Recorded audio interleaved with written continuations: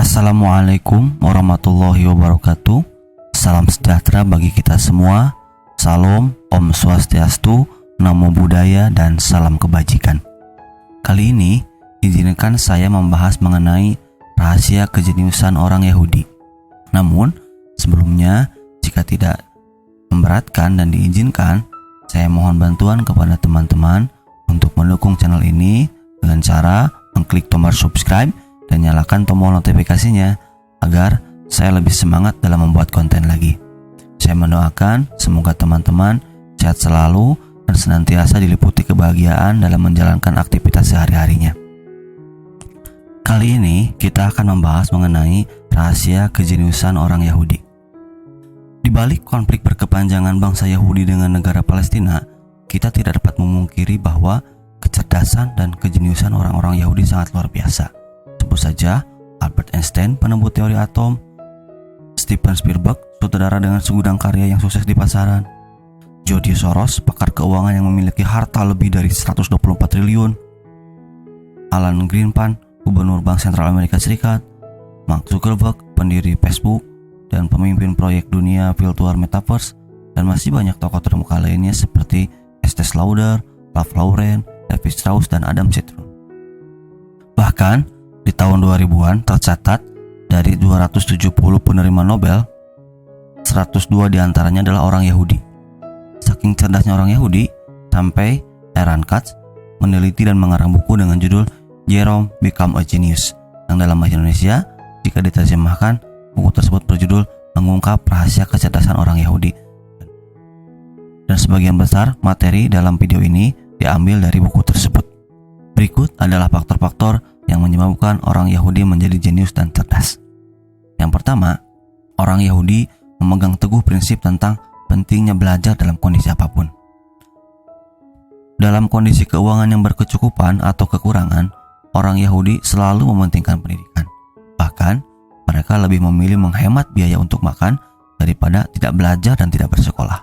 Sebagai contoh, di sebuah pedesaan miskin bernama ghetto, setiap anak selalu memiliki minimal satu buku bacaan, dan di tengah kehidupan mereka yang serba kekurangan, mereka senantiasa menyempatkan waktu untuk membaca buku-buku tersebut.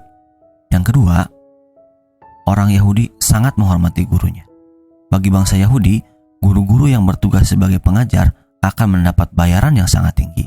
Bahkan, jika guru-guru tersebut tidak mau menerima bayaran, mereka akan mendapatkan penghormatan yang sangat besar. Konon, orang-orang Yahudi lebih memberikan penghormatan yang tinggi kepada gurunya dibandingkan dengan orang tua mereka sendiri. Dalam sebuah artikel disebutkan bahwa Israel merupakan negara ke-9 di dunia yang memberikan gaji terbesar bagi guru. Rata-rata, guru mendapatkan gaji 362 juta per tahun. Yang ketiga, orang Yahudi banyak belajar bahasa asing. Hal ini disebabkan karena mereka menyadari bahwa bahasa Ibrani atau bahasa yang mereka gunakan bukan bahasa yang komunikatif dan cukup sukar untuk diterapkan dalam pergaulan internasional. Dan bahasa Ibrani tidak seindah bahasa Arab. Konon, mereka memiliki teknik khusus dalam menguasai bahasa asing. Hal ini dimaksudkan agar mereka dapat dengan mudah mengakses ilmu pengetahuan dari bangsa dan bahasa lain. Keempat, menyukai musik. Kaum ibu bangsa Yahudi terbiasa mendengarkan musik, terutama musik klasik, karena mereka meyakini bahwa musik dapat memberikan pengaruh yang positif bagi perkembangan otak janin yang mereka kandung. Bahkan, para ibu bangsa Yahudi yang sedang hamil sering sekali bermain musik dan mendengarkan piano. Kelima, belajar matematika bersama. Selain bermusik, salah satu faktor yang menyebabkan orang Yahudi cerdas adalah mereka memiliki kecintaan yang tinggi terhadap mata pelajaran yang mengasah kemampuan otak, seperti matematika dan fisika. Biasanya, para orang tua yang sedang mengandung rutin membeli buku matematika dan mereka menyelesaikan soal-soal dalam buku tersebut secara bersama-sama. Kebiasaan ini akan mereka lakukan sampai dengan waktu melahirkan mereka tiba. Umumnya, kebiasaan ini mereka lakukan ketika mereka mulai menyadari bahwa mereka memiliki bayi dalam kandungan mereka. Mungkin terdengar cukup aneh di telinga kita, namun patut dicoba ya. 6. Mengkonsumsi minyak ikan.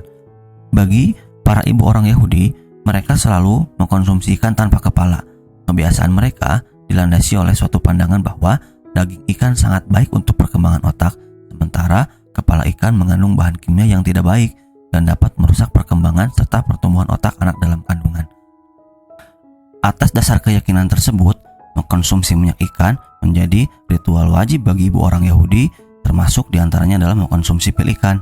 Bahkan dalam minyak ikan terkandung sumber vitamin A dan D, kalsium, fosfor, iodin, selenium, asam lemak esensial atau asam lemak yang tidak jenuh yang berkonfigurasi dengan omega 3. Kandungan hebat inilah yang membedakan minyak ikan dengan minyak nabati. 7. Konsumsi kurma. Dr. Stephen Carleon pada saat melakukan serangkaian penelitian selama 8 tahun untuk tesis PhD-nya dibuat penasaran dengan kecerdasan yang dimiliki oleh orang-orang Yahudi. Dari pengetahuannya, ia kemudian menyimpulkan bahwa salah satu kebiasaan yang dilakukan oleh para ibu Yahudi ketika mereka mengandung adalah mengkonsumsi kurma.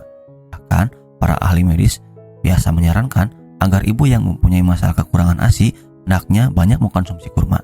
Dalam kurma terdapat zat besi, karbohidrat dalam bentuk gula dan pati, berbagai vitamin dan mineral yang bermanfaat bagi tubuh seperti magnesium, potasium, dan kalsium. Selain minyak ikan dan kurma, para ibu hamil orang Yahudi suka memakan kacang badam dan kurma bersama susu. Saat tengah hari, makanan utamanya adalah roti dan ikan tanpa kepala bersama salad yang dicampur dengan kacang badam dan berbagai jenis kacang-kacangan lainnya. Setidaknya, itulah yang diungkapkan dalam makalah Profesor Gregory Cochran dan Harry Harvending yang diterbitkan pada tahun 2005.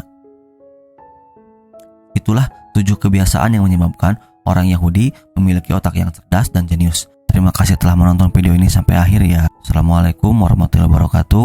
Salam sejahtera bagi kita semua. Salam, Om Swastiastu, Namo Buddhaya, dan salam kebajikan.